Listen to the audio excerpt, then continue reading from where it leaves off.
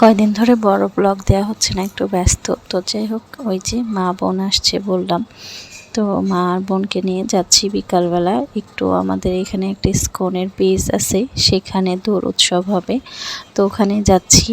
এটা দোল পূর্ণিমারই ভিডিও, কারণ long video দেওয়ার সময় পাচ্ছি না, মানে ভিডিও এডিট করে ভয়েস দিতে পারছি না।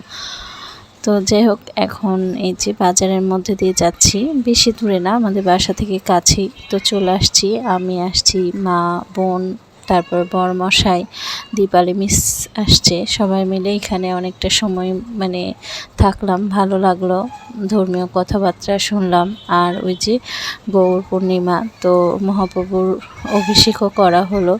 তো এই তো সব কিছু শেষ করে তারপরে আমরা বাড়ি চলে গেছিলাম। ওখান থেকে আমাদেরকে প্রসাদ দেওয়া হয়েছিল, সেই প্রসাদ খেয়ে, মানে সরি খাইনি, নিয়ে গেছিলাম বাসায়। তো এই যে এখন ঠাকুরের অভিষেক করবে, প্রথমে সন্ধ্যা আরতি দিয়ে নিচ্ছে, আর মানে সন্ধ্যা হয়ে গেছিল। তো এখন মানে আরতি টারতি শেষ করে তারপরে ওই যে সব কিছু দিয়ে অভিষেক করে, ফলের রস, তারপরে ঘি, মধু, কর্পূর, দুধ, মানে যারা অভিষেক বিষয়ে জানেন তারা বুঝতে পারবেন।